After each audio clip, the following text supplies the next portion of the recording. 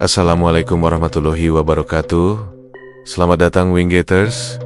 Apa kabar malam ini? Semoga kalian semua selalu dalam keadaan baik dan dilindungi dari segala hal. Kembali lagi bersama saya di Lawana Wingate. Malam ini siapkan dirimu untuk sebuah kisah yang akan membawamu ke sisi lain dari realitas, di mana batas antara dunia nyata dan dunia gaib menjadi kabur. Namun, sebelum kita mulai, izinkan saya untuk mengingatkan, cerita yang akan saya sajikan ini hanyalah fiksi belaka, sebuah hiburan yang terinspirasi dari beragam kisah misteri. Jika ada kesamaan nama, tempat, atau kejadian, itu hanyalah sebuah kebetulan. Tak perlu lama-lama lagi, ini dia ceritanya.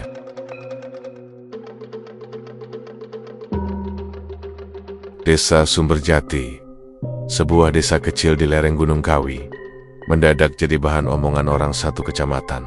Awalnya cuma deses-deses kecil, tapi makin lama, makin banyak warga yang ikut membicarakannya. Bukan soal pembangunan, bukan juga karena desa itu jadi tempat wisata baru, tapi karena satu hal yang bikin bulu kuduk merinding. Bu Haji Sulastri, seorang ibu penjual sembako sederhana, tiba-tiba jadi orang paling kaya di kampung dalam waktu yang sangat singkat dulu. Semua orang tahu siapa Bu Haji.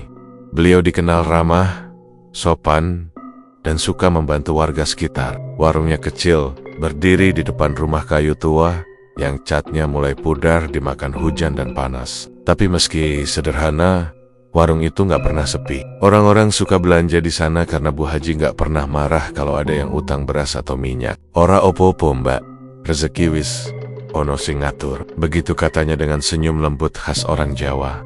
Tapi semuanya berubah sekitar 6 bulan yang lalu. Waktu itu, warga mulai heran karena Bu Haji tiba-tiba merenovasi rumahnya besar-besaran. Rumah kayu yang dulu terlihat usang, dalam hitungan minggu berubah jadi bangunan megah dengan pagar tinggi dan gerbang besi berukir. Di depan rumahnya, tiba-tiba terparkir mobil baru, bukan satu, tapi 2. Salah satunya mobil hitam mewah yang bahkan gak ada satupun warga desa punya sejenis itu. Loh, Bu Haji kui oleh duit saka endi? Celetuk salah satu ibu-ibu di warung sayur. Katanya sih, warungnya makin laris. Jawab yang lain, tapi sambil cengengesan gak yakin. Beberapa warga yang penasaran mulai menghitung-hitung. Warung sembako sekecil itu, meski rame setiap hari, gak mungkin bisa menghasilkan uang sebanyak itu dalam waktu sesingkat itu. Tapi setiap kali ditanya, Bu Haji selalu jawab dengan nada tenang. Rezeki dari Allah nah, wong niatnya dagang buat ibadah, insya Allah dilancarkan. Jawaban yang terdengar sangat wajar. Tapi entah kenapa, setiap kali Bu Haji ngomong begitu, ada rasa dingin yang entah dari mana datangnya. Senyum di wajahnya bukan sekadar ramah, tapi ada sesuatu yang disembunyikan di baliknya. Perubahan itu gak cuma di rumah. Bu Haji juga mulai membeli tanah di sekitar rumahnya. Satu persatu rumah tetangga yang butuh uang dibelinya dengan harga tinggi. Banyak warga yang senang karena bisa dapat uang cepat, tapi sebagian lain merasa ada yang aneh. Dalam 2 bulan, tanah lapang di belakang rumah Bu Haji sudah berubah jadi kebun pribadi dengan tembok tinggi menutupi pandangan. Dan yang paling mencolok, warung kecilnya kini jadi toko besar dengan spanduk bertuliskan Toko Sembako Sulastri Makmur Jaya. Tapi meski toko makin besar, Bu Haji jarang kelihatan melayani pembeli. Yang jaga kebanyakan orang baru, wajah-wajah asing yang gak ada yang kenal. Yang lebih aneh lagi, setiap malam sekitar jam 12, lampu di toko itu selalu menyala terang. Tapi gak ada suara orang, cuma kadang terdengar bunyi seperti sesuatu jatuh atau benda logam yang beradu. Pernah sekali, seorang anak kecil lewat di depan toko waktu malam. Katanya, lihat bayangan kecil berlari-lari di dalam. Tapi waktu diceritakan ke orang tuanya, anak itu malah demam semalaman. Suatu sore, Pak RT, orang yang paling dituakan di kampung itu, datang ke rumah Bu Haji, maksudnya baik, cuma ingin ngobrol dan memastikan semua baik-baik saja. Tapi waktu beliau sampai di depan pagar, tiba-tiba udara di sekitar situ terasa aneh, dingin, padahal matahari masih tinggi. Dari balik pagar, Bu Haji muncul dengan wajah tenang, mengenakan mukena putih, baru selesai sholat, katanya. Tapi ada yang aneh dengan matanya terlihat sayu, tapi tajam, seolah-olah menatap langsung ke dalam hati orang. Lo Pak Arti, niki kok ripot-ripot soon. Ngih bung, ngih pun kangen mawon. Lama nggak ngopi bareng, jawab Pak RT sambil tertawa kecil. Mereka ngobrol sebentar di teras. Bu Haji bercerita kalau memang beberapa bulan terakhir rezekinya lancar karena ada pesanan besar dari luar kota. Katanya, ada seseorang yang rutin beli sembako dalam jumlah besar untuk dikirim ke panti asuhan di Malang. Tapi waktu Pak RT minta kontak orang itu, Bu Haji hanya tersenyum. Ora perlu Pak, wong niatnya amal, biar mereka yang ngatur. Pak RT pulang dengan perasaan campur aduk. Ada yang terasa nggak beres, karena malamnya, saat beliau lewat depan rumah Bu Haji lagi waktu ronda, lampu di rumah itu mati semua, tapi ada cahaya kecil warna kuning di salah satu jendela. Waktu diperhatikan lebih lama, cahaya itu kayak bergerak pelan ke arah lantai hari demi hari. Rumor makin menyebar. Ada yang bilang Bu Haji sering pergi ke Gunung Kawi tiap malam Jumat Kliwon. Ada juga yang bilang dia punya penunggu yang bantu jagain tokonya. Tapi semua itu cuma gosip yang gak ada bukti nyata. Sampai akhirnya, kejadian malam itu bikin semua warga percaya bahwa memang ada sesuatu yang janggal. Malam itu, sekitar jam 1 dini hari, angin bertiup kencang sekali. Beberapa warga yang belum tidur dengar suara seperti koin jatuh bertubi-tubi dari era rumah Bu Haji. Seorang bapak bernama Pak Rahmat, yang rumahnya pas di seberang jalan, mengintip lewat jendela. Di bawah cahaya rembulan, dia lihat bayangan kecil berlari cepat di halaman rumah Bu Haji, seperti anak kecil tanpa baju. Kepalanya licin mengilat, dan tangannya membawa sesuatu yang mirip kantong kecil. Pak Rahmat refleks baca istighfar. Tapi saat dia berkedip, sosok itu langsung menghilang di balik dinding. Yang lebih aneh, besok paginya, uang di kotak amal musyola hilang semua. Kuncinya masih utuh. Tapi di lantai dekat pintu, ada jejak kaki kecil berdebu, menuju arah rumah Bu Haji.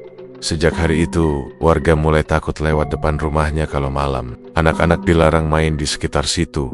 Dan setiap Jumat Kliwon, suasana di desa terasa berat. Udara seperti dingin tapi lembab. Dan dari arah rumah Bu Haji, kadang tercium bau kemenyan halus yang bikin kepala pening. Bu Haji sendiri tetap terlihat biasa. Tiap pagi masih berangkat ke toko, masih salat berjamaah di musyola, dan masih suka bagi-bagi sedekah. Tapi orang-orang sudah jarang mau menerima pemberiannya. Ada yang bilang, kalau ambil uang dari Bu Haji, uang itu jadi aneh, kadang hilang sendiri, kadang malah bawa sial. Suatu kali, anak muda kampung bernama Raffi diminta bantu angkut beras ke gudang belakang rumah Bu Haji. Awalnya dia senang, karena dikasih upah lumayan. Tapi waktu masuk ke dalam gudang, Raffi melihat sesuatu yang bikin darahnya dingin. Di pojok ruangan, ada kotak kayu kecil yang ditutup kain putih. Dari dalamnya terdengar suara halus, seperti napas pelan. Dan saat dia menatap lebih lama, kain itu bergetar sendiri. Raffi langsung pura-pura gak lihat dan cepat keluar. Tapi sejak malam itu, dia mimpi aneh terus. Katanya, dia mimpi didatangi sosok kecil berkepala botak, menawarkan koin emas sambil bilang pelan, "Iki kanggo kowe, asal ojo kritok-kritokno, ini untukmu. Asal jangan diceritakan." Raffi gak pernah mau ke rumah Bu Haji lagi sejak itu. Warga mulai bertanya-tanya, apa benar Bu Haji pelihara tuyul? Tapi yang bikin mereka bingung, biasanya kalau orang punya tuyul, ada tumbalnya entah hewan, atau bahkan orang. Tapi selama ini, gak ada yang hilang, gak ada yang mati mendadak, dan Bu Haji pun terlihat sehat-sehat saja. Itu yang bikin banyak orang makin takut. Karena katanya, kalau pesugihan tanpa tumbal, tumbalnya justru datang belakangan, dan bisa berupa jiwa sendiri. Suatu sore, waktu azan maghrib baru saja berkumandang, Bu Haji terlihat duduk di teras rumahnya sambil menatap matahari tenggelam. Wajahnya tampak damai, tapi matanya kosong. Seorang tetangga lewat dan sempat menyapa, "Bu Haji, kok melamun we?" Bu Haji tersenyum tipis dan jawab pelan, "Kadang, rejeki sing teka kenceng, ana sing jupuk bali kanti alon." Kadang, rezeki yang datang cepat akan diambil kembali dengan perlahan. Tetangga itu bingung, tapi tak berani tanya lebih jauh. Sejak hari itu, suasana di desa Sumberjati tak lagi sama. Setiap malam, anjing menggonggong tanpa sebab ke arah rumah Bu Haji. Beberapa warga bilang melihat cahaya kecil keluar dari ventilasi atap rumahnya, bergerak seperti bola api kecil. Dan yang paling menyeramkan, suara langkah kecil di atap sering terdengar pas tengah malam, padahal semua pintu terkunci rapat. Lama-kelamaan, orang-orang mulai menghindari pembicaraan tentang Bu Haji. Tapi di hati mereka, rasa penasaran dan takut terus bercampur. Apa benar semua kekayaan itu dari hasil dagang biasa? Atau ada tangan makhluk lain yang ikut campur? Yang pasti, dari hari ke hari, kekayaan Bu Haji semakin bertambah. Tapi setiap kali senyumnya muncul, orang yang melihatnya justru merasa makin dingin di dada. Seolah ada sesuatu yang tidak kasat mata ikut tersenyum di balik tubuhnya. Dan tanpa mereka sadari, malam Jumat Kliwon berikutnya tinggal menghitung hari. Malam itu adalah malam Jumat Kliwon pertama setelah isu tentang Bu Haji mulai menyebar ke seluruh penjuru desa Sumberjati. Udara terasa berbeda, lebih berat, lebih dingin dari biasanya. Langit gelap pekat tanpa bintang, dan angin dari arah Gunung Kawi berhembus, membawa aroma lembab tanah basah bercampur wangi samar kemenyan di pos ronda ujung gang. 4 orang warga sedang berjaga. Ada Pak Darmo, Pak Samin, Joko, dan satu lagi, Seno, anak muda yang baru pulang dari kota. Mereka mengobrol pelan sambil menyeruput kopi. Lampu petromak di tengah pos berayun pelan ditiup angin. Sejak rumah Bu Haji jadi megah, suasana kampung kok kayak ora enak ya, gumam Pak Darmo sambil menatap ke arah rumah besar di ujung jalan yang tampak gelap sebagian. Joko, yang dari tadi sibuk menyalakan rokok, ikat naltuk. Aku juga ngerasa gitu, Pak. Kadang pas lewat depan rumahnya malam-malam, kayak ana sing ngeliatin dari balik jendela. Mereka semua menoleh ke arah rumah Bu Haji dari kejauhan. Terlihat jendela lantai 2 yang tirainya terbuka sedikit. Tiba, seolah ada sesuatu yang berdiri diam. Bentuknya kecil, tapi jelas bukan pantulan. Lo iku opo tuh? Ujar Pak Samin pelan. Nada suaranya berubah gugup. Semua mata kini tertuju ke arah jendela itu. Bentuknya makin jelas, sosok kecil, berkepala licin, berdiri diam, menatap ke arah mereka. Tidak bergerak sedikit pun, tanpa pikir panjang. Pak Darmo mengambil senter besar dari meja ronda dan menyorotkan cahaya ke arah jendela. Dalam sekejap, sosok itu hilang. Tirai jendela tertutup pelan seperti ada tangan tak terlihat yang menariknya. Keempatnya saling berpandangan. Wajah mereka pucat. Angin tiba-tiba berhenti dan suara jangkrik lenyap. "Ndak salah aku lihat kan?" kata Joko dengan suara pelan. "Ndak, aku juga lihat, Jo," jawab Seno. Kepalanya pelontos, kecil, tapi matanya astagfirullah, matanya merah banget. Pak Darmo menarik napas panjang. "Iki wis ora bener," katanya pelan. "Aku yakin kui tuyul." Sejak malam itu, suasana desa makin gak tenang. Warga yang ronda selalu merasa ada yang mengintai dari kegelapan. Kadang mereka dengar langkah kecil di atap pos ronda, seperti anak kecil berlari, tapi kalau dilihat, gak ada siapa-siapa. Beberapa hari kemudian, kejadian lebih aneh lagi muncul. Ibu Sarti, pemilik warung kecil di dekat mushola, kehilangan uang hasil dagangannya. Bukan cuma beberapa lembar, tapi seluruh uang di laci warungnya hilang, padahal pintunya masih terkunci. Besok paginya, Bu Sarti datang ke rumah Pak RT dengan wajah ketakutan. "Pak, saya yakin ini bukan maling biasa. Wong semalam saya dengar suara anak kecil ketawa dari dapur. Pas saya lihat, ndak ada siapa-siapa, cuma tirai yang goyang pelan." Pak RT yang mendengar itu langsung teringat kejadian yang dilihat warga ronda. Kecurigaan mereka semua mengarah ke satu rumah Bu Haji. Tapi nggak ada yang berani ngomong langsung. Bagaimanapun, Bu Haji orang terpandang, rajin ibadah, dan dikenal dermawan. Namun kebaikan Bu Haji justru membuat sebagian warga makin bingung. Karena biasanya, orang yang bersekutu dengan hal semacam itu cenderung menutup diri. Tapi, Bu Haji malah makin sering terlihat di mushola. Bahkan, kadang menyumbang banyak uang untuk kegiatan desa. "Bu Haji iki pintar nutupi," bisik Pak Darmo ke Pak Samin saat mereka ngobrol di kebun. "Kalau dia benar pelihara tuyul, mungkin dia bikin siuliola hidupnya normal, biar orang percaya." Pak Samin cuman mengangguk pelan. "Tapi, wong rumahnya tiap malam ada cahaya aneh. Mosok Aiso dianggap biasa tuh." Suatu malam, rasa penasaran mereka memuncak. Waktu itu angin bertiup kencang. Langit mendung pekat, dan suara petir terdengar jauh di puncak Gunung Kawi.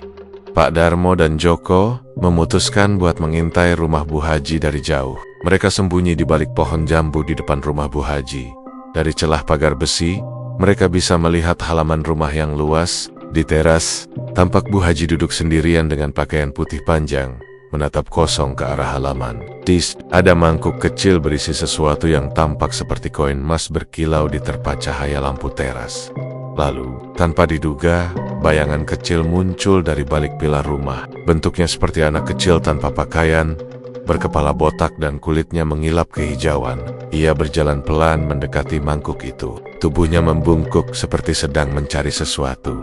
"Ya Allah," bisik Joko lirih, hampir tanpa suara. "Aku ndak salah lihat kan, Pak?" Pak Darmo tak menjawab. Tubuhnya kaku. Ia hanya menatap pemandangan itu dengan napas tertahan.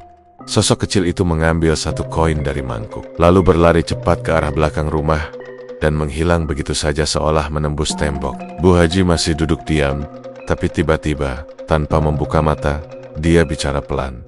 "Wis wayah hele. Ojo nganti, ketok wong. Sudah waktunya nak. Jangan sampai terlihat orang." Suara itu membuat bulu kuduk Pak Darmo meremang. Mereka berdua langsung lari torburit-barit, tanpa menoleh lagi. Sesampainya di pos ronda, mereka berdua masih gemetaran, dan butuh waktu lama untuk menenangkan diri. Keesokan harinya, mereka cerita ke beberapa warga. Tapi anehnya, sebagian orang malah nggak percaya. Ada yang bilang mungkin mereka cuma halu karena ngantuk. Ada juga yang bilang mungkin cuma bayangan atau hewan. Tapi setelah itu, uang di beberapa rumah warga kembali hilang dalam jumlah yang nggak sedikit. Bahkan, salah satu warga bernama Bu Pinum sempat melihat hal aneh. Katanya, pagi-pagi waktu membuka pintu rumah, dia menemukan bekas telapak kaki kecil penuh debu menuju ke arah lemari tempat dia menyimpan uang arisan. Dan benar saja, uang itu sudah raib. Setelah kejadian itu, desas-desus tentang tuyul peliharaan Bu Haji makin menyebar cepat. Tapi yang bikin semuanya bingung, kenapa Bu Haji masih bisa hidup tenang, seolah nggak terjadi apa-apa. Setiap kali ada orang datang ke rumahnya, Bu Haji tetap ramah seperti biasa. Kadang, kalau warga berpapasan dengannya di jalan, mereka menunduk. Tapi Bu Haji hanya tersenyum. "Ngih, tetap jaga diri yo, nak. Wong saiki malah mulam akeh sing ora apik," ucapnya lembut. Kalimatnya terdengar seperti nasihat, tapi entah kenapa justru terasa menakutkan. Sampai suatu malam, kejadian yang paling mengerikan terjadi. Pak Samin yang rumahnya bersebelahan dengan rumah Bu Haji mengaku terbangun karena mendengar suara langkah kecil di atap rumahnya. Awalnya dia pikir tikus, tapi suara itu terlalu berat dan terlalu teratur untuk ukuran hewan. Ketika dia mengintip lewat ventilasi, dia melihat sesuatu melintas cepat, bayangan kecil dengan kepala licin. Suara itu berhenti di dekat jendela kamarnya. Pelan-pelan, Pak Samin menoleh. Di luar jendela, dalam gelap, terlihat dua mata merah kecil menatap ke dalam. Matanya tidak berkedip, hanya dia menatap, seolah ingin memastikan sesuatu. Pak Samin langsung kalap membaca ayat kursi, sambil menutup wajahnya dengan sarung. Tapi saat dia berani membuka mata lagi, sosok itu sudah hilang. Hanya tinggal bekas telapak tangan kecil di kaca jendela. Besok paginya, wajah Pak Samin tampak pucat.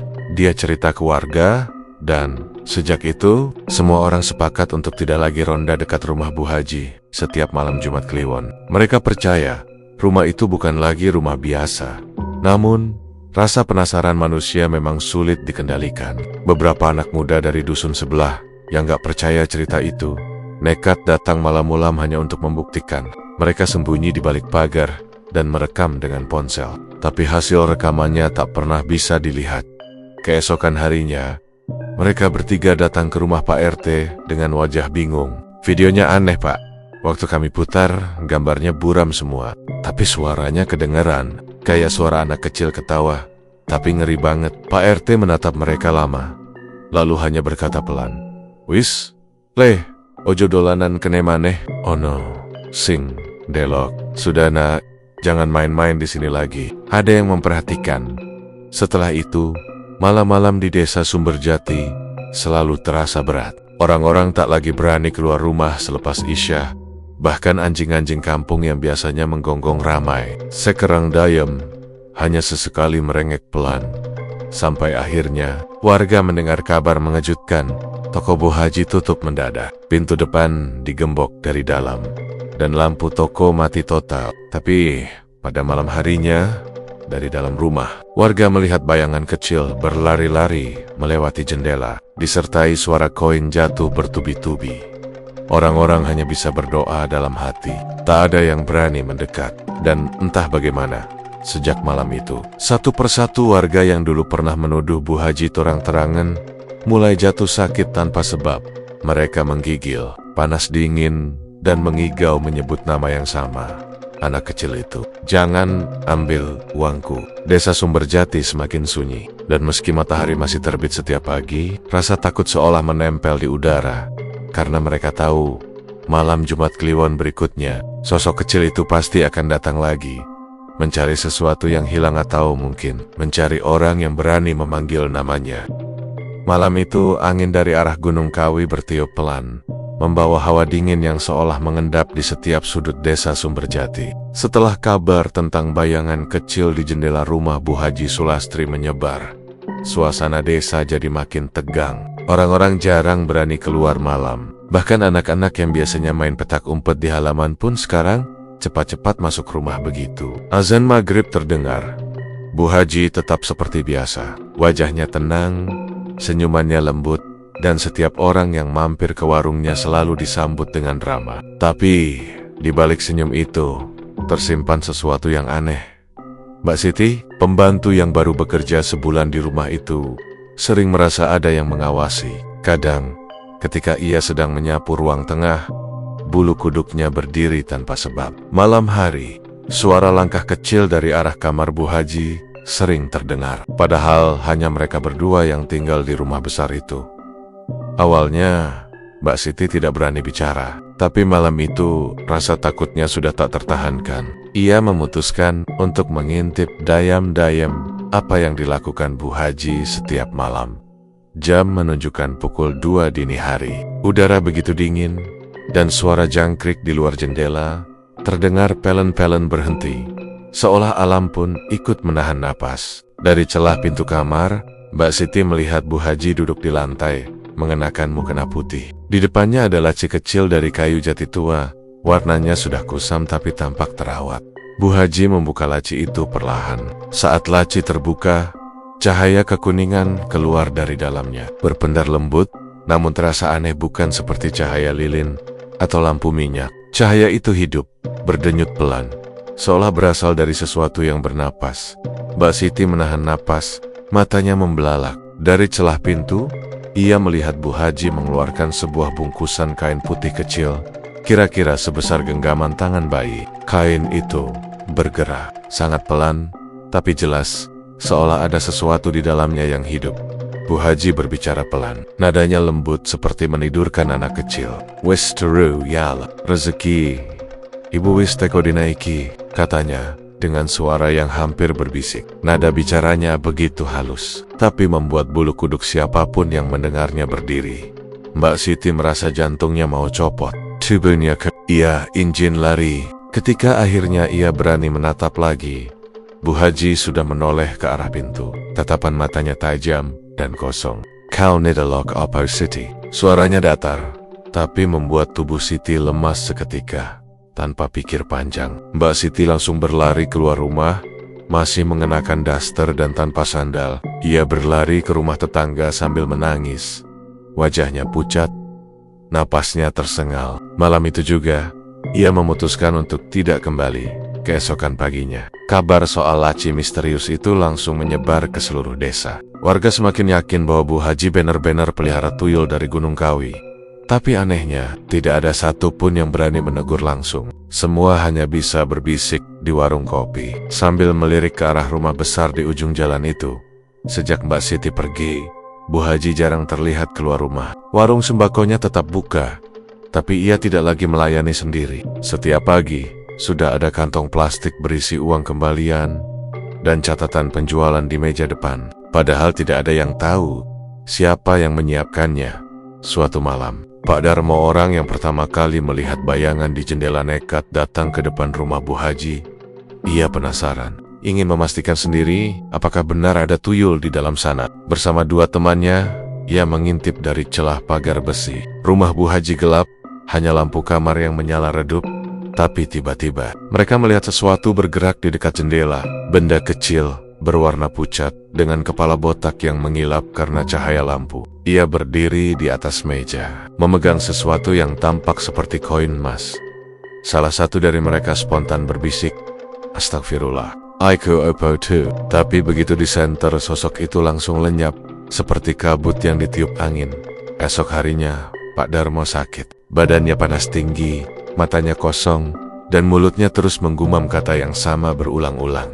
"Laci, keselek, keselek." Istrinya ketakutan. Dukun kampung dipanggil, tapi tidak ada yang bisa menolong. Baru setelah 7 hari, Pak Darmo sadar. Tapi sejak itu, ia tidak pernah mau lewat depan rumah Bu Haji lagi.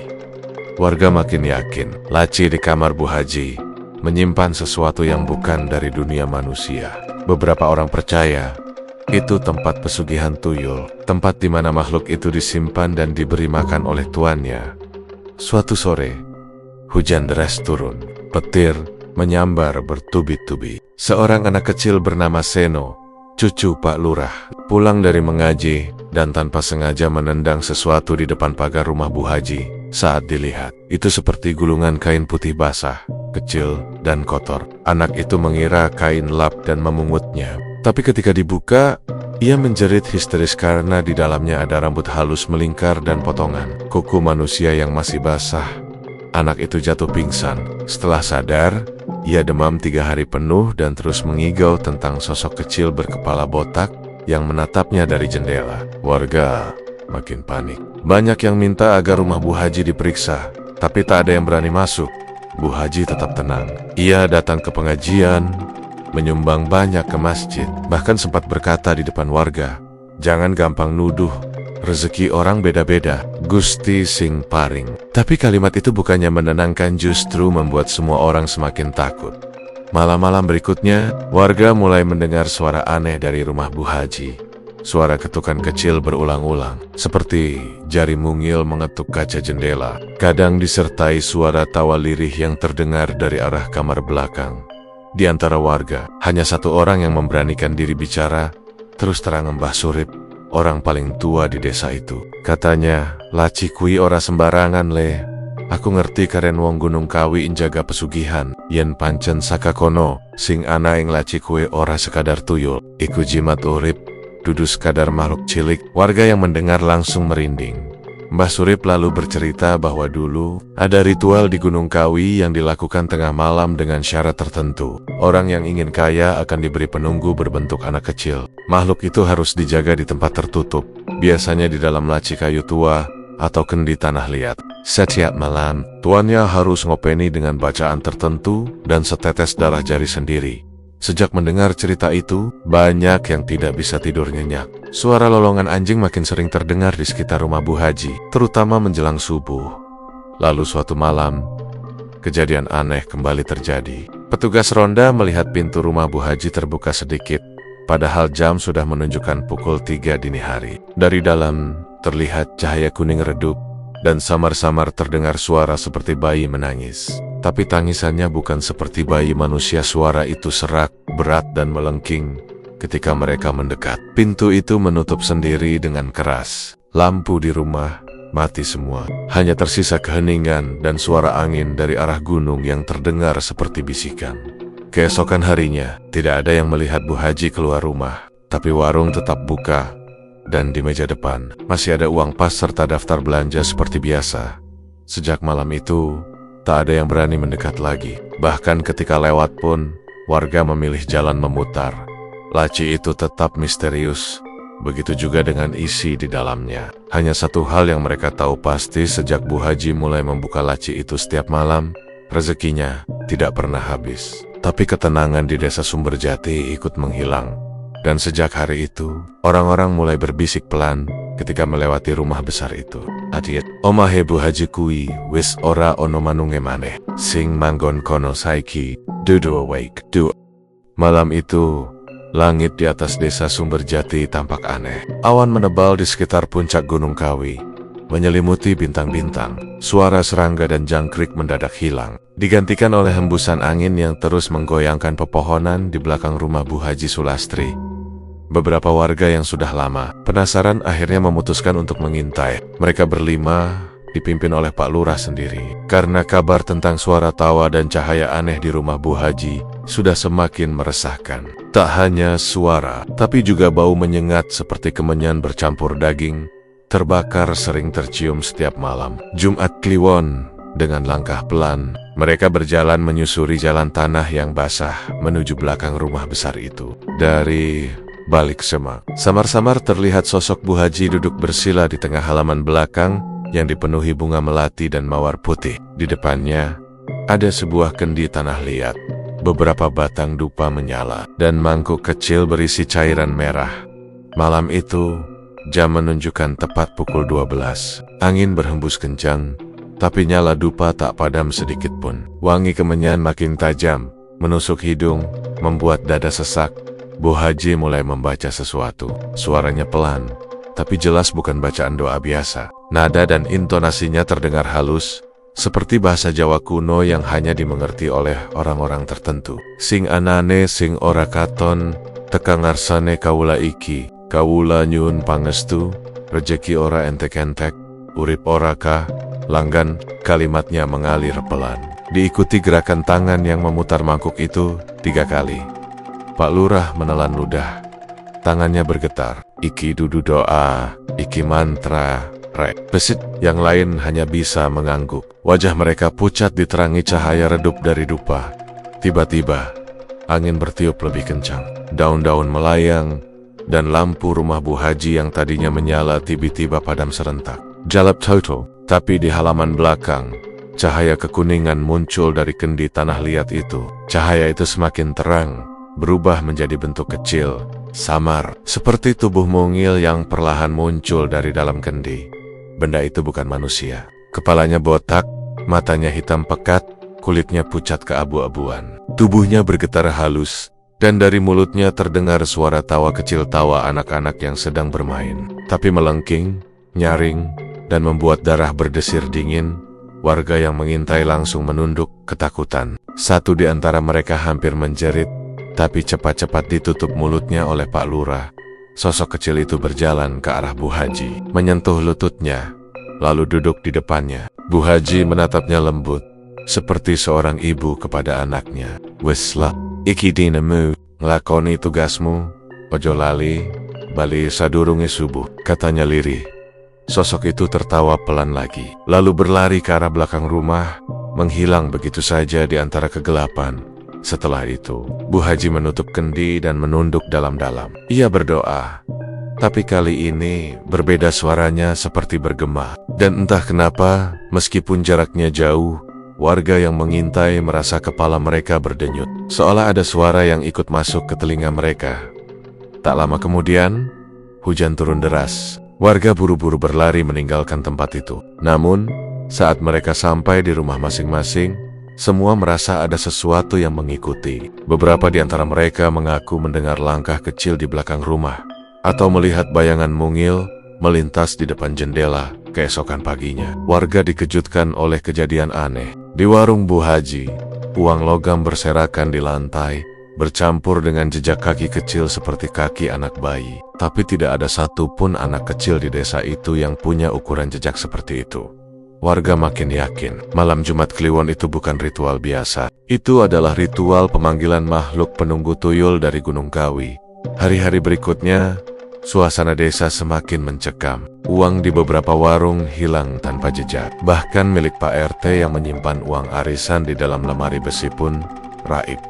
Padahal kuncinya masih utuh. Anehnya, keesokan harinya, Bu Haji terlihat menyumbang ke masjid dalam jumlah besar. Katanya, buat perbaikan atap, biar berkah, rezeki dari Allah. Pak Lurah mencoba menegur halus, Bu Haji, warga kaget dengan perubahan panjenengan. Yen memang rezeki bersih, syukur alhamdulillah. Tapi nenek ana sing ora lumrah, luwih becik dijelaske. Bu Haji hanya tersenyum tipis. Lah, Lurah, wong aku iki mong dagang, ora ana ting aneh. Wong rezeki kuwi sing ngatur Gusti. Namun, malam berikutnya, kejadian lebih mengerikan terjadi. Seorang pemuda, Bimo, nekat masuk ke halaman rumah Bu Haji dengan kamera ponsel. Ingin membuktikan kalau rumor itu cuma omongan kosong. Ia menunggu sampai tengah malam, bersembunyi di balik pohon pisang di dekat sumur.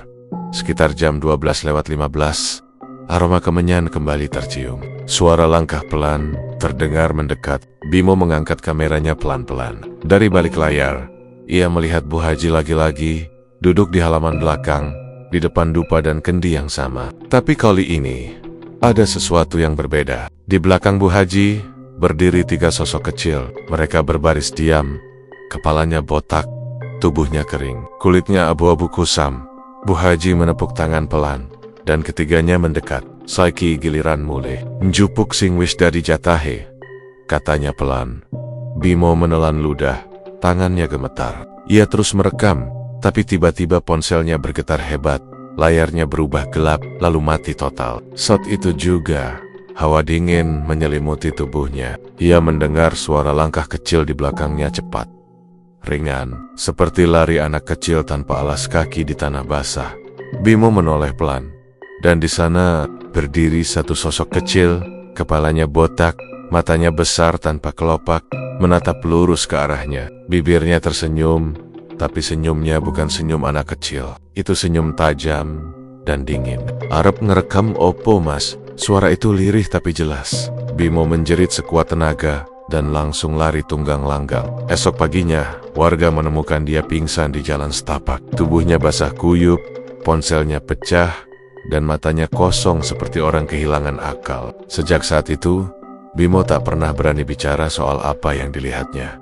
Malam-malam Jumat Kliwon berikutnya, warga benar-benar menutup diri. Tak ada ronda, tak ada yang berani keluar rumah. Bahkan, anjing-anjing di desa itu selalu menggonggong ke arah rumah Bu Haji, seolah melihat sesuatu yang tidak kasat mata. Suatu hari, Mbah Surip datang ke rumah Pak Lurah dengan wajah serius. "Lurah, iki kudu diputus. Nek ora, kabeh wong kene bakal kena getah," katanya tegas. Pak Lurah mengangguk. "Tapi karen piye mbah, ora ana ting wani nyeda omahe Bu Haji." Mbah Surip menarik napas panjang. "Kudu ana sing naik ritual, yen ora sing dikendal ka bakal lepas saka kendi, yen nganti metu bakal ora bisa bali maneh." Kata-kata itu membuat suasana hening. Tak seorang pun tahu apa yang dimaksud Mbah Surip, tapi dari nada suaranya, jelas ini bukan ancaman kosong. Seminggu kemudian, tepat malam Jumat Kliwon lagi, warga memutuskan berjaga dari kejauhan. Dari bukit kecil di seberang jalan, mereka melihat rumah Bu Haji diselimuti kabut tipis. Cahaya kekuningan kembali muncul dari halaman belakang. Tapi kali ini berbeda, cahayanya lebih besar, dan suara tawa anak-anak terdengar lebih banyak, berlapis-lapis, seperti berasal dari puluhan arah sekaligus. Tiba-tiba, langit bergetar, petir menyambar dekat sekali. Dari balik kabut, tampak sosok kesel. Sosok kecil itu berlari-larian di sekitar Bu Haji, lalu naik ke atap, berputar-putar sambil tertawa. "Ya Allah," desis seorang warga, "iki wis ora normal maneh." Saat itu juga, Bu Haji berdiri, tangannya mengangkat kendi tinggi-tinggi, lalu memecahkannya ke tanah. Suara ledakan kecil terdengar, dan dari dalam kendi keluar asap tebal disertai jeritan panjang seperti bayi yang ditarik paksa. Hujan turun deras, angin mengguncang pepohonan, dan semua warga yang melihat berlari tunggang langgang. Tapi di antara gemuruh hujan dan petir, terdengar suara Bu Haji berteriak, "Wis, cukup, ojo nganti metu maneh." Keesokan paginya, rumah Bu Haji terlihat tenang, tapi di halaman belakang, tanah tampak terbakar. Hitam hangus melingkar seperti bekas api besar. Di tengahnya hanya tersisa pecahan kendi, tanah liat, dan kain putih kecil yang gosong.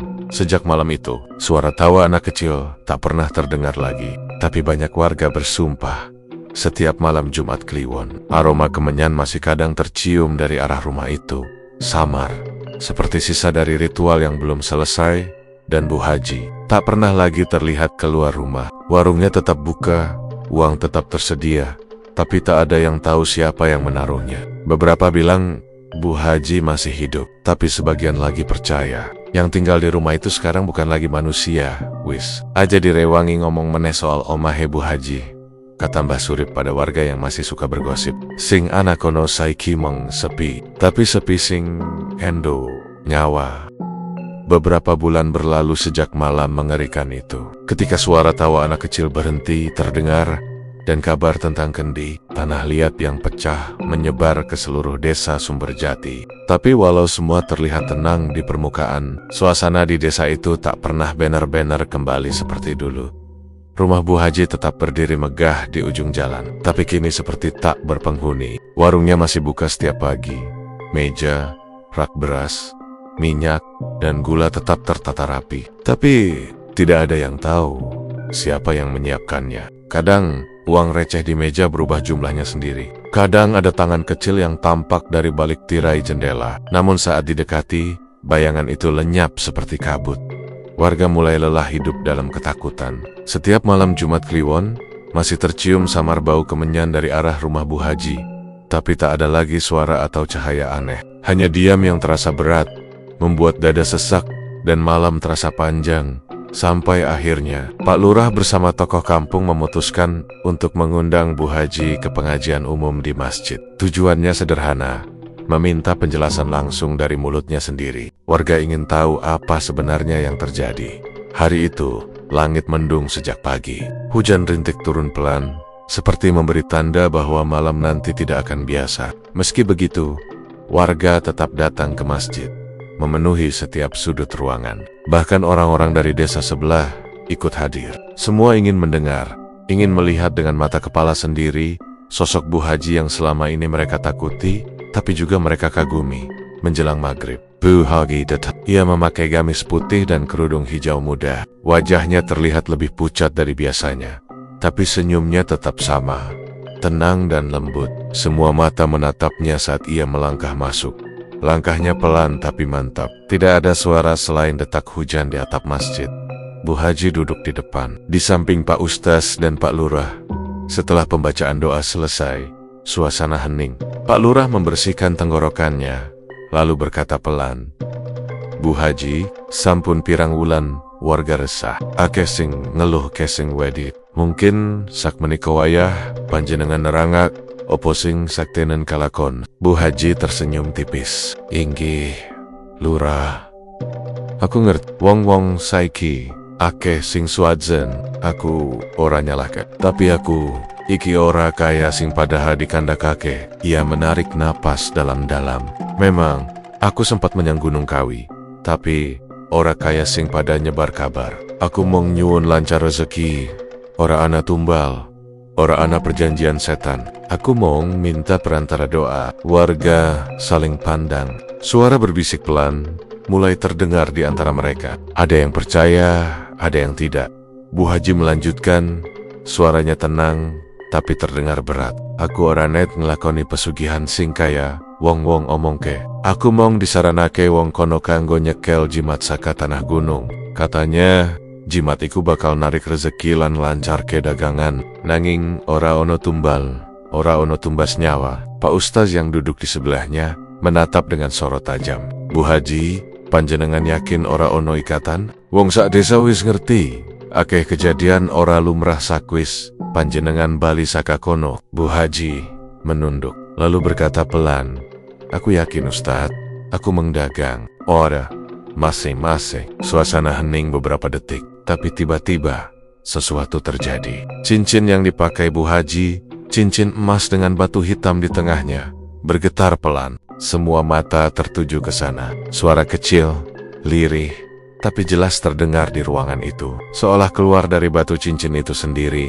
Tumbal sudah cukup. Suara itu pelan, tapi menggema di seluruh ruangan. Suara itu bukan suara manusia, bukan pula gema dari speaker. Suaranya halus, seperti anak kecil yang bicara dari dalam air.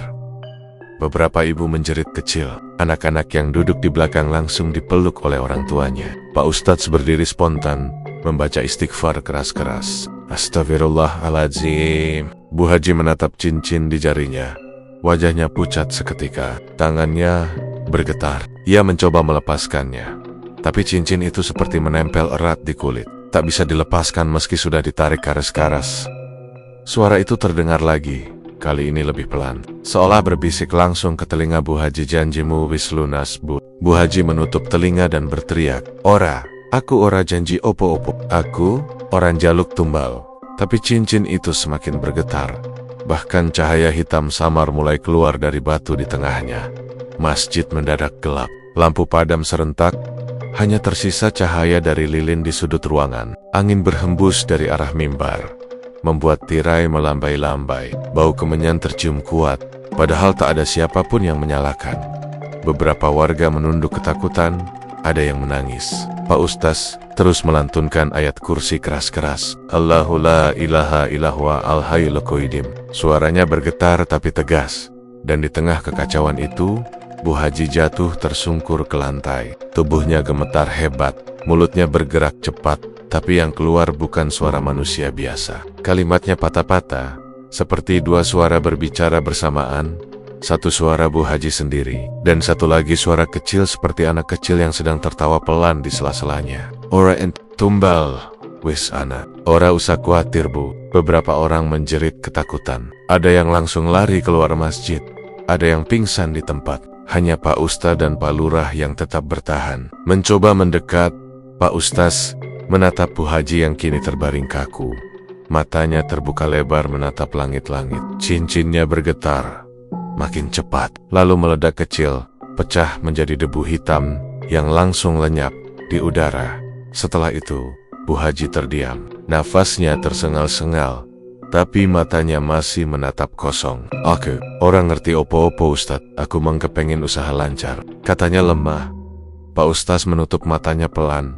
Bu, sampean wis ditipu, sing jenenge pesugihan, ora ana sing gratis. Yen ora nyawa, ya jiwa sing dikekang. Sampean wis dari jalan kanggo makhluk kuwi entuk tempat. Bu Haji menangis terisak. Aku mong pengin dagangan laris. Aku orang ngerti yen kuwi perjanjian setan. Warga yang masih di dalam masjid mulai berani mendekat lagi.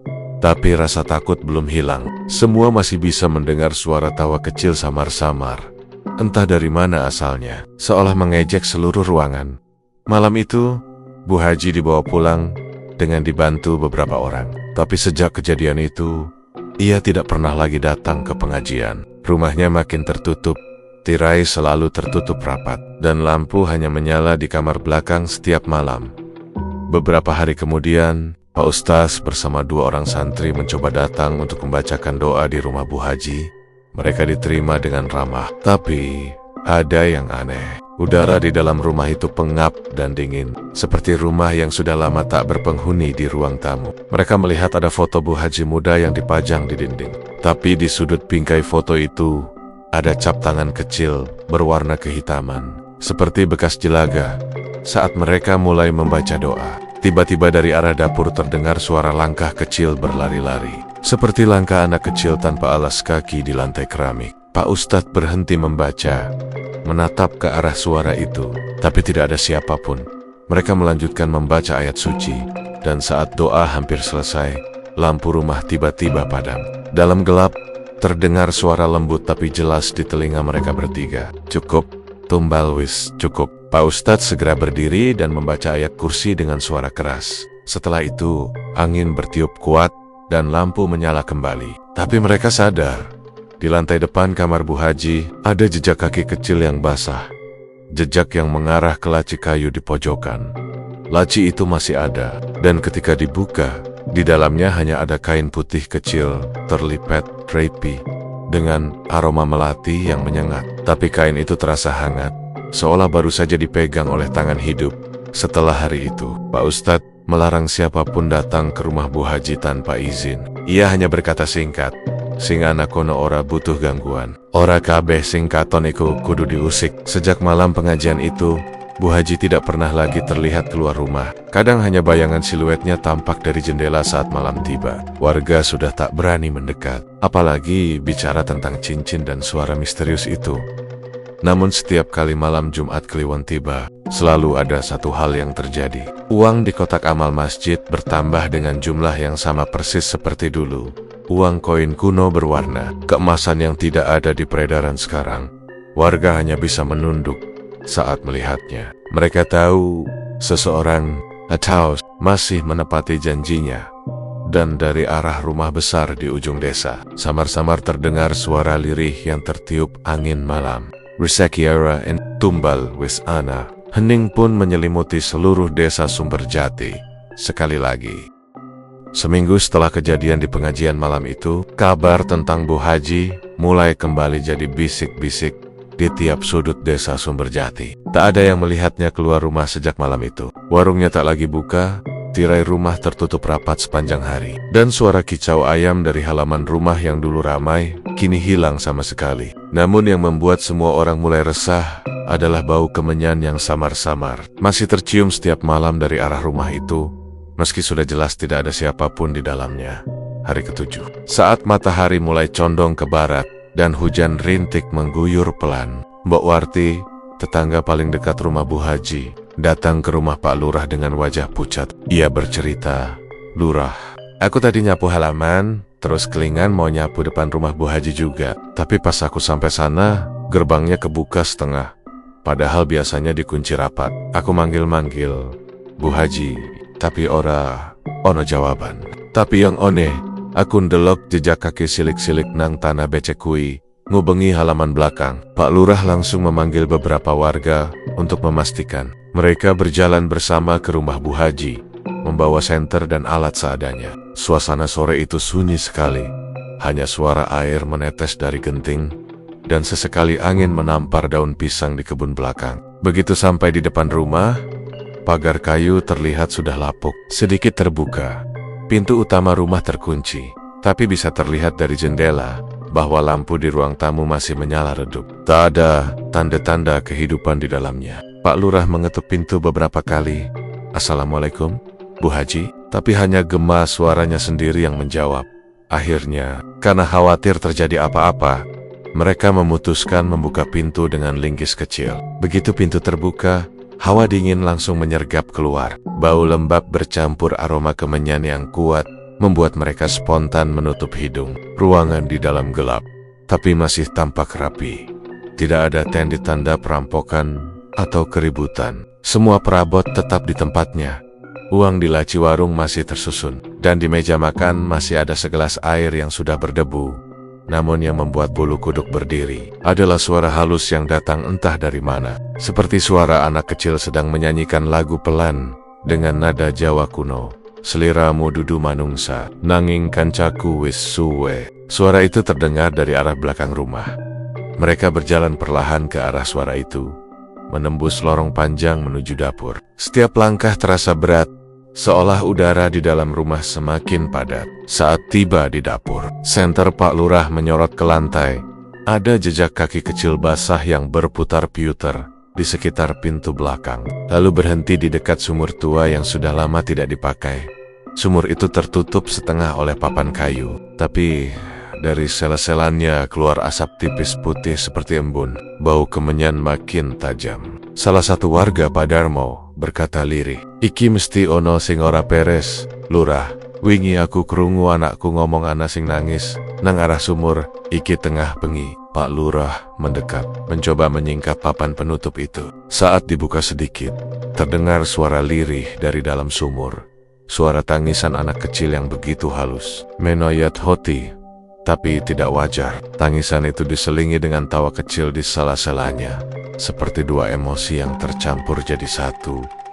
Ibu, aku isi nang kene." Semua langsung mundur spontan. Beberapa warga membaca istighfar berkali-kali. "Astagfirullah, suara opo kui?"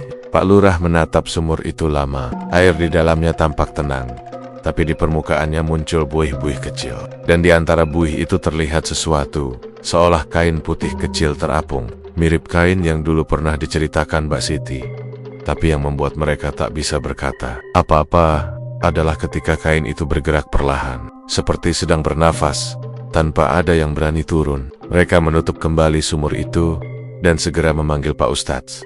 Tak lama kemudian, ia datang bersama dua santri membawa air doa dan beberapa kitab kecil. Wajah Pak Ustadz tampak serius. Ia menatap rumah itu lama sebelum melangkah masuk. "Bismillahirrahmanirrahim," ucapnya pelan sambil menaburkan air doa di sekitar pintu. Begitu memasuki ruang tengah, Pak Ustadz berhenti di depan sebuah meja kecil di mana ada foto Bu Haji muda. Ia menatapnya lama. "Iki omah ora kosong," katanya lirih. "Omah iki isi ana sing nunggu." Para warga saling pandang, bingung. "Maksudnya piye Ustadz?" tanya Pak Darmo. Roh sing diundang Bu Haji ora lunga. Mungkin Bu Haji orang lepas perjanjiannya sak tenan. Wong-wong iki kudu ngati-hati. Yen ora sing ilang ora mung Bu Haji, tapi sapa wae sing nyedak kene. Pak Ustaz kemudian melangkah ke arah belakang rumah, ke dekat sumur. Ia membaca doa dengan suara mantap. Namun saat kalimat terakhir keluar dari mulutnya, tanah di sekitar sumur itu bergetar pelan, dan dari dalam sumur terdengar suara keras, seperti benda berat jatuh ke dalam air. Senter diarahkan ke bawah, dan sesaat mereka melihat sesuatu yang membuat semua darah seolah berhenti mengalir. Di dasar sumur, tepat di atas air yang bergelombang, terlihat bayangan sosok perempuan mengenakan gamis putih kehijauan. Rambutnya terurai menutupi wajah. Sosok itu berdiri membelakangi mereka, tapi perlahan menoleh. Matanya hitam seluruhnya, bibirnya pucat, dan di jari tangannya masih ada cincin batu hitam yang dulu dilihat warga di pengajian.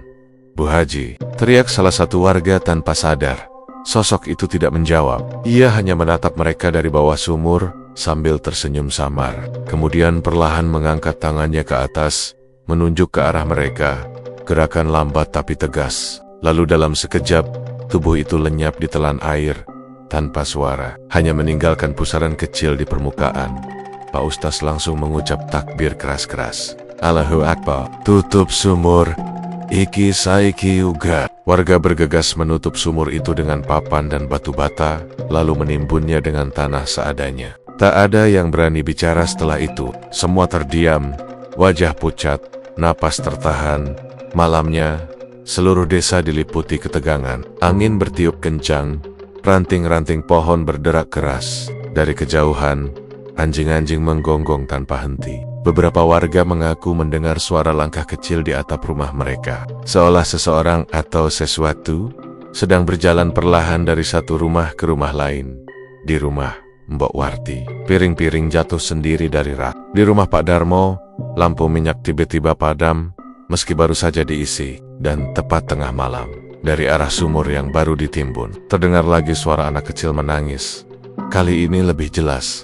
"Ibu, aku kedinginan." Suara itu membuat seluruh warga tidak tidur semalaman. Pagi harinya, Pak Lurah memutuskan untuk menancapkan papan larangan di sekitar rumah Bu Haji. Bertuliskan, "Dilarang masuk tanpa izin." Area ini disucikan. Sejak hari itu, tak ada yang berani lewat di depan rumah itu lagi. Namun misteri belum berakhir. 2 hari kemudian, seorang anak kecil bernama Dimas yang tinggal di ujung gang ditemukan pingsan di pinggir jalan. Saat sadar, ia berkata pelan, "Aku diajak main karo ibu-ibu nganggo baju ijo. Rambi deweke ngendika, 'Aku iki Bu Haji. Ayo, dolan neng omahku.' Anak itu kemudian demam tinggi selama 3 hari, dan setiap kali tertidur, ia menjerit memanggil ibunya sambil berkata, "Ana bocah cilik nang jendela mak." Desa Sumberjati semakin mencekam. Setiap Jumat Kliwon, selalu ada kejadian aneh. Ayam berkokok tengah malam, suara perempuan melantunkan doa Jawa dari kejauhan, dan aroma kemenyan yang kembali merebak. Tapi yang paling membuat warga takut adalah setiap kali mereka lewat di dekat rumah Bu Haji, mereka mendengar suara langkah kecil berlari-lari di dalam rumah kosong itu. "Desa iki wis kena kutuk," kata Pak Darmo suatu malam sambil menatap jauh ke arah rumah yang gelap. "Ora bakal tenang sakdurunge. Kabeh janji sing durung lunas kui ditutup." Pak Ustadz hanya bisa menggeleng. Kadang Gusti ora langsung bales, tapi ngeling, "Iki tanda yen kabeh sing bersekutu karo gaib ora ana entake sing becik." Sejak hari itu, rumah Bu Haji dibiarkan begitu saja. Pintu tetap terkunci, jendela berdebu, halaman ditumbuhi rumput liar. Tapi setiap kali hujan turun, warga bisa melihat dari jauh, di jendela lantai 2, ada bayangan perempuan berdiri memandang keluar. Sementara di bawahnya tampak bayangan kecil anak-anak berlari-lari mengitari halaman, lalu menghilang di dekat sumur tua. Dan setiap malam Jumat Kliwon, bau kemenyan kembali mengalir lewat angin. Dari arah rumah itu, samar-samar terdengar suara lirih. Seperti 2 suara bergantian antara seorang ibu dan anaknya. "Ibu, aku ora pengen ditinggal. Saibala kabeh durung rampung." Hening pun kembali menelan desa Sumberjati. Tapi kini setiap orang tahu, Bu Haji memang hilang, tapi jiwanya belum pergi. Sesuatu masih tinggal di sana, menjaga rumahnya, menjaga rahasia yang tak boleh diungkap. Dan dari dalam sumur tua yang kini tertutup tanah, kadang terdengar bunyi gelembung kecil naik ke permukaan, diiringi bisikan halus yang hampir tak terdengar oleh telinga manusia. Rezeki ora entek, tumbal wis ana. Sejak hari terakhir Bu Haji menghilang, waktu berjalan pelan di desa Sumberjati. Orang-orang sudah tidak lagi berbicara dengan suara keras ketika melewati rumahnya. Bahkan anak-anak yang biasanya bermain di jalan depan rumah itu, kini memilih memutar lewat jalan belakang. Meski lebih jauh, rumah itu seperti menyimpan hawa yang berat. Dari luar, tampak lumut menempel di dinding. Cat hijau muda yang dulu cerah kini berubah pucat keabu-abuan. Dan atapnya mulai ditumbuhi rumput liar. Namun yang paling aneh, rumah itu seperti masih hidup. Beberapa kali warga yang melintas malam mula mendengar suara halus dari dalam. Seperti orang sedang memindahkan uang logam. Kling, kling, kling. Suara itu terdengar jelas di tengah kesunyian malam. Kadang disusul suara langkah kecil berlari-lari di teras depan. Lalu berhenti mendadak. Pak Darmo, yang dulu ikut menimbun sumur di belakang rumah, sering bilang kalau dirinya masih sering mimpi tentang Bu Haji. Dalam mimpinya, Bu Haji selalu duduk di depan rumah sambil tersenyum, mengenakan gamis putih dan kerudung hijau. Tapi senyumnya tidak seperti dulu. Lebih lebar, tapi kosong. Seperti orang yang sudah tidak punya perasaan. Kadang dalam mimpi itu, ada sosok kecil duduk di pangkuannya, tanpa wajah, hanya tubuh mungil berkepala botak. Suatu malam, Pak Darmo cerita pada istrinya, "Aku iki wis keping telu mimpi Bu Haji." Deweke ngomong pelan, "Kowe durung ngerti Dar, tumbal kowe dudu nyawa, tapi janji sing ora aiso dibatalke." Istrinya hanya diam, tak berani menanggapi. Sejak itu, Pak Darmo mulai sering sakit-sakitan. Katanya, setiap tengah malam, telinganya selalu mendengar suara koin jatuh di depan rumah. Tapi saat dilihat, tak ada apa-apa. Desa Sumberjati mulai seperti kembali ke masa sebelum ramai. Banyak orang pindah karena takut. Warung-warung tutup lebih cepat. Dan setiap malam Jumat Kliwon, seluruh desa serasa menahan napas. Lampu-lampu rumah dimatikan lebih awal. Tak ada yang berani keluar. Hanya suara jangkrik dan angin dari arah Gunung Kawi yang terdengar. Namun pada suatu malam Jumat Kliwon yang berbeda, angin terasa lebih dingin dari biasanya. Langit gelap pekat tanpa bintang. Daun-daun jati di jalan desa bergoyang pelan. Seperti ada sesuatu yang berjalan melewatinya. Sekitar pukul 11 malam, suara azan dari masjid kecil di ujung desa terdengar menggema pelan, tapi tiba-tiba berhenti di tengah kalimat. Tak lama kemudian, dari arah rumah Bu Haji, muncul cahaya kuning redup, seperti nyala lilin yang menari di balik jendela. Mbak Sri, yang rumahnya agak jauh di seberang sawah, melihatnya pertama kali. Ia menatap dari balik tirai, memicingkan mata. "Koko no keo nengo mehi Bu Haji. Sapa sing lebu kono, gumamnia." Ia memanggil suaminya, dan mereka berdua memperhatikan dalam diam. Cahaya itu bergerak, seperti seseorang sedang berjalan dari ruang depan ke dapur. Tiba-tiba, terdengar suara tawa kecil, seperti anak kecil sedang bermain petak umpet. Suara itu halus, tapi nyaring, menggema sampai keluar rumah. "Hihe, aku nemu, katanya, dengan logat yang tidak jelas. Lalu suara itu berubah menjadi langkah kecil berlari ke arah sumur belakang. Setelah itu, semuanya kembali hening. Keesokan paginya, warga menemukan jejak kaki kecil di tanah becek dekat rumah Bu Haji. Aneh, karena semalaman hujan turun cukup deras. Tapi jejak itu tidak hilang, justru tampak jelas, seperti baru saja dibuat. Mereka juga menemukan beberapa koin kuno di tangga teras. Koin logam kuning berukir tulisan Jawa kuno yang tidak bisa dibaca. Pak Ustaz yang sudah tua datang lagi melihat kejadian itu. Ia menatap rumah lama itu lama sekali, lalu menghela napas. "Iki ora rampung le, wong sing nyambut gawe karo gaib, janjine ora iso diputus nganggo doa we. Ana sing drawing deep," katanya pelan. Beberapa warga mulai percaya kalau tuyul yang dulu dipelihara Bu Haji masih gentayangan, menunggu majikannya kembali untuk menunaikan janji terakhir. Beberapa juga percaya kalau sebenarnya tuyul itu bukan milik Bu Haji, tapi pemberian dari makhluk Gunung Kawi yang menagih janji setiap tahun. Dan karena Bu Haji menolak tumbal, kini jiwanya yang jadi gantinya. Tapi arwahnya belum tenang, karena ada sesuatu yang belum selesai. Malam-malam berikutnya, kejadian makin aneh. Seorang anak muda bernama Roni yang iseng mencoba membuat konten YouTube horor nekat masuk ke rumah Bu Haji. Ia membawa kamera kecil dan senter. Dalam video yang berhasil direkam, terlihat ruangan dalam rumah itu berdebu, tapi masih rapi. Di meja, masih ada segelas air dengan bunga melati kering di dalamnya. Di dinding, tergantung foto Bu Haji tersenyum lebar mengenakan pakaian haji.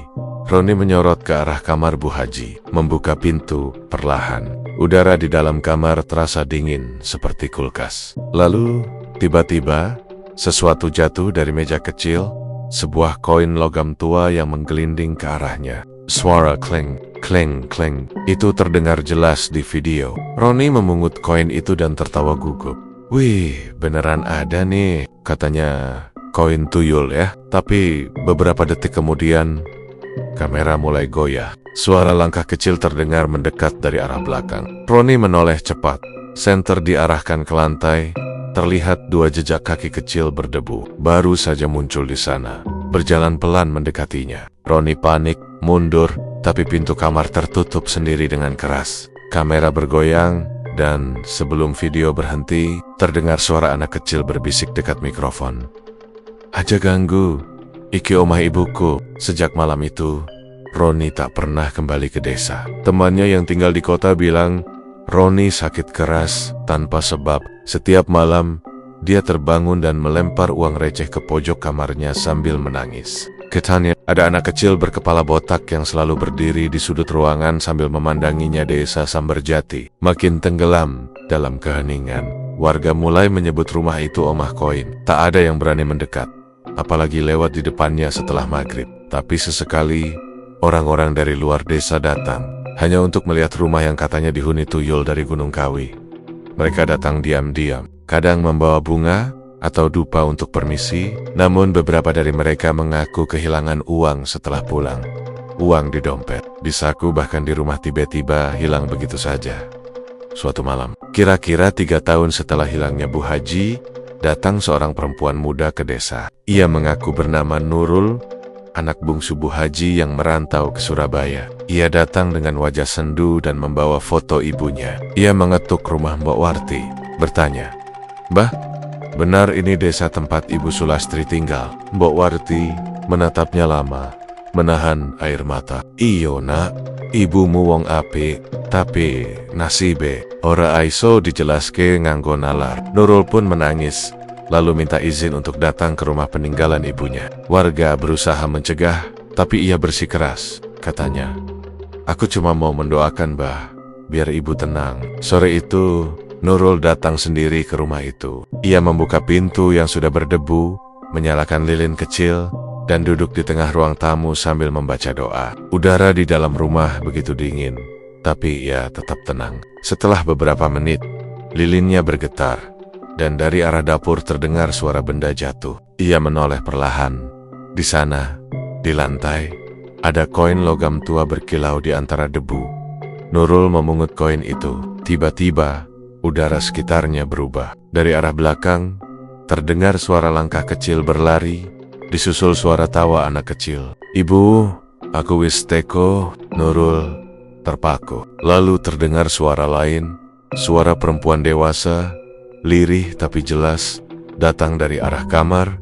Nurul, "La ohau nangges. Ibu, isih kena." Tangannya gemetar, matanya berlinang. Ia berdiri, melangkah ke arah suara itu. Di kamar itu, ia melihat sosok perempuan berkerudung hijau berdiri di depan cermin, membelakanginya. Rambutnya panjang menjuntai, dan cincin hitam di jarinya memantulkan cahaya lilin. Nurul menahan napas, lalu berbisik, "Bu." Sosok itu perlahan menoleh. Wajahnya pucat, matanya kosong, tapi senyumnya lembut. "Aku ora lengga. Aku janji bakal ngelindungi oma iki nganti wektu rampung," katanya pelan. Lalu dari arah bawah meja, muncul sosok kecil berkepala botak, memeluk kaki Bu Haji. Wajahnya polos tapi matanya hitam legam. Nurul berteriak sekuat tenaga, lalu pingsan. Keesokan paginya, warga menemukan Nurul tergeletak di ruang tamu rumah itu, memegang koin logam di tangannya. Ia masih hidup, tapi tak sadarkan diri. Saat dibawa ke rumah Pak Ustadz, Nurul terus mengigau dalam tidur, mengucapkan kalimat yang sama berulang-ulang, "Ibu wes bali." Tapi ora dewekan. Sejak hari itu, rumah Bu Haji bener-bener dikosongkan dan diberi pagar bambu tinggi. Warga menancapkan papan kayu bertuliskan doa agar tempat itu tak diganggu lagi. Tapi setiap malam Jumat Kliwon, mereka masih mendengar suara koin jatuh dari arah rumah itu. Kadang ada anak kecil yang melihat sosok perempuan berjilbab hijau berjalan di halaman, diiringi suara tawa kecil yang menggema pelan. Orang-orang bilang, tuyul dari Gunung Kawi itu memang tidak pernah pergi. Ia masih setia menunggu majikannya. Atau mungkin sekarang sudah bersama majikannya untuk selamanya. Dan entah kenapa, setiap kali ada orang lewat sambil menyebut nama Bu Haji, dari arah sumur belakang yang tertimbun itu terdengar suara lirih. Seolah dua suara yang saling bertaut. Riseki, ora entek, tumbal, wis, ana. Sejak malam itu, tidak ada yang berani menyebut nama Bu Haji dengan lantang lagi. Karena di desa Sumberjati, orang percaya kalau kau memanggil namanya di malam Jumat Kliwon, maka kau akan mendengar koin jatuh di dekat kakimu. Tanda bahwa tuyul Gunung Kawi sudah mendekat, mencari majikan barunya. Dan begitulah Winggetters, kisah malam ini telah usai. Semoga kalian menikmati setiap ketegangan dan misteri yang telah kita selami bersama.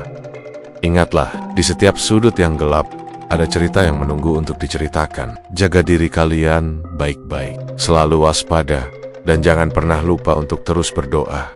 Terima kasih sudah menemani saya malam ini. Jangan lupa untuk like, subscribe, dan nyalakan lonceng notifikasi, agar tidak ketinggalan kisah-kisah menyeramkan lainnya dari Lawana Wingkit. Sampai jumpa di episode berikutnya. Tetaplah berani Winggetters. Wassalamualaikum warahmatullahi wabarakatuh.